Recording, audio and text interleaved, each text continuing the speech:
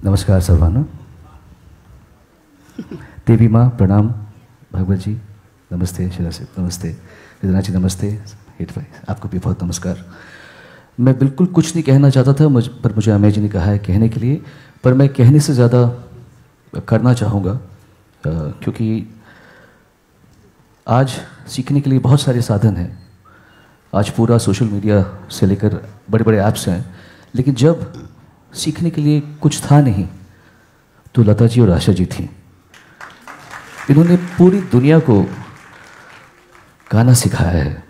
तो आपको दाई मैं कुछ कहना नहीं चाहूँगा, मैं कहना चाहूँगा जो आपसे सीख सके उसके लिए धन्यवाद, जो आपसे सीख रहे हैं उसके लिए धन्यवाद, जो आपसे सुन के जान गए कि ऐसा नहीं सीख पाएंगे उसके लिए भी धन्यवाद।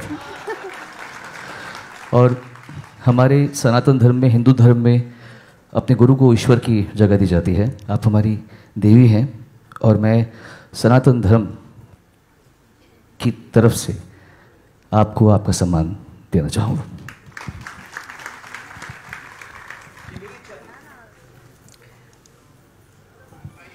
आशाताईंचे पाय गुलाब पाण्याने धुवून सगळ्या कलाकारांच्या वतीनं सोनू निगम त्यांच्या मनामध्ये असलेल्या त्यांच्या भावना व्यक्त करतायत। अतिशय मनाला आनंद देणारा आणि मनाच्या कप्प्यामध्ये कायमस्वरूपी ठेवणारा हा क्षण आपण सगळे बघतो आहोत, आपण साक्षीदार होतो आहोत त्याचे। आशाताईंचे पाय गुलाब पाण्याने धुतल्या जात आहेत।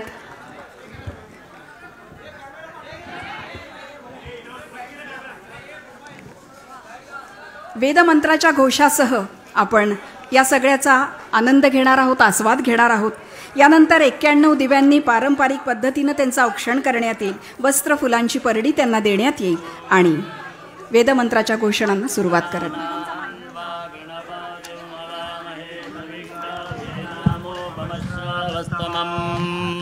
ज्येष्ठराजं ब्रह्मणां ब्रह्मणस्पदान शृण्वन्नोतिभिः सीदसादनम्।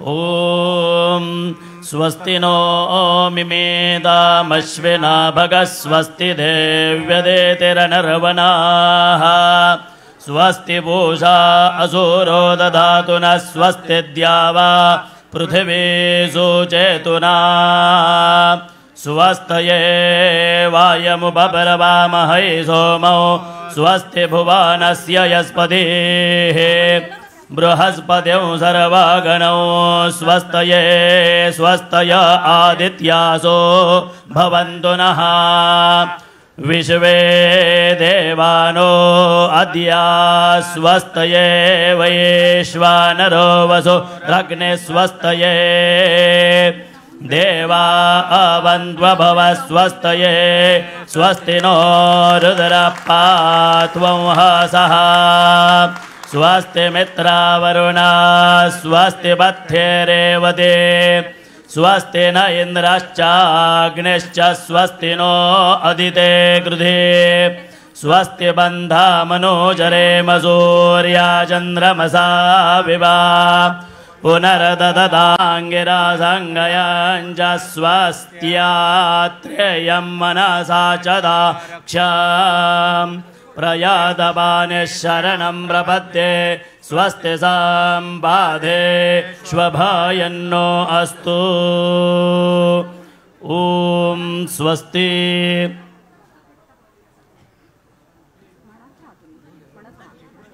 ॐ अग्निरायुष्मान् सवनस्पतिभिरायुष्मान् देनत्वायुषायुष्मन्दं करोमि सोम आयुष्मान् स ओषधिभिरायुष्मान् तेन त्वायुषायुष्मन्दं करोमि यज्ञ आयुष्मान् स दक्षिणाभिरायुष्मान् तेन त्वायुषायुष्मन्दं करोमि ब्रह्मायुष्मत्तद्ब्राह्मणैरायुष्मत्तेन त्वायुषायुष्मन्दं करोमि देवा आयुष्मन्दस्ते मृतेनायुष्मन्दस्ते नत्वायुषायुष्मन्दं करोमि श्रीर्वर्चस्वमायुष्यमारोग्यमाविधात् शोभमानं महीयते धान्यं धनं पशुं बहुपुत्रलाभं शतसंवत्सर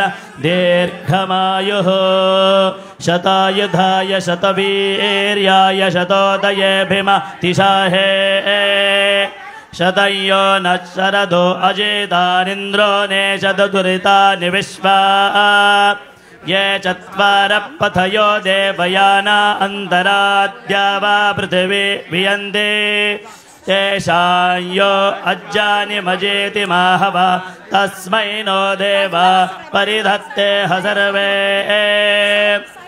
ईश्मो हे मन्दवनो वसन्तः शरद्वर्षा सुविदन्नो अस्तु तेषामृतूनागुं शतशारदानान्निपातयेषामभये स्याम इदुवत्सराय परिवत्सराय संवत्सराय कृणता बृहन्नमः तेषां वयगो सुमदौ यत्नियान जोगजिता अहता स्याम भद्रान्नश्रेयः समनेष्टदेव त्वया वशेन समशेमहित्वा स नो मयो भो पितो आविशश्वसन्तो कायदनुवे स्यो नः अदितिर्द्यौरदितिरन्तरिक्षमदितिर्माता स पिता स पुत्रः विश्वे देवा अदितिः पञ्चजना अदितिर्जातमदितिर्मनित्वा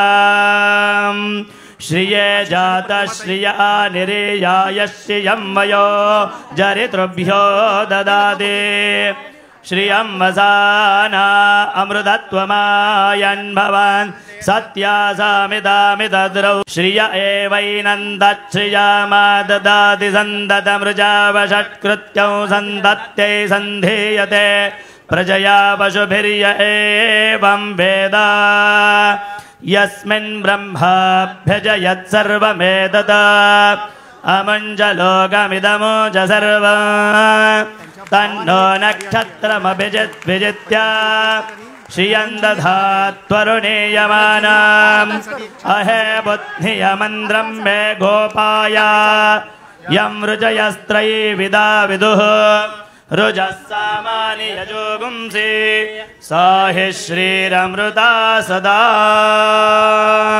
दीर्घायुष्यमस्तु न भूतो न भविष्यती असा हा देखणा सोहळा आणि त्याचे आपण सगळे साक्षीदार. पंडित हृदयनाथ मंगेशकर अर्थात साडी घेऊन यावी आणि मोहनजींच्या हस्ते ती आशाताईंना प्रदान करावी. ह्या सगळ्या भावना आपल्यासुद्धा मनात आहेत, त्यामुळे जोरदार टाळ्या वाजवून आपण या भावनेमध्ये सहभागी होऊया.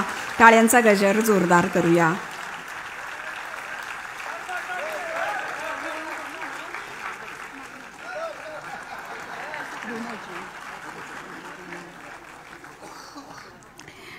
आणखीन एका महत्त्वाच्या सोहळ्याकडे मी आपल्याला नेणार आहे. मान्यवरांना विनंती, आपण स्थानापन्न व्हावं. विमोचनाकडे मी आपल्याला नेणार आहे. स्वरस्वामिनी आशा या पुस्तकाचं विमोचन.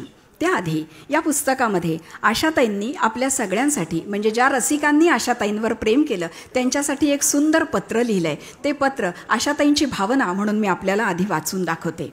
आशाताई लिहितात, डिंपल प्रकाशनचे अशोक मुळे यांना पण मी मंचावर आमंत्रित करते. अशोकजी मुळे यांनी कृपया मंचावर यावं.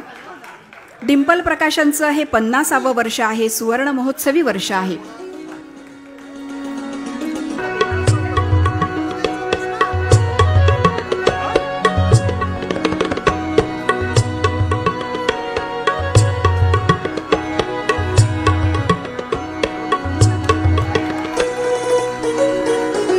अतिशय दुर्मिळ अशी छायाचित्र आपल्याला या पुस्तकामध्ये बघायला मिळणार आहे.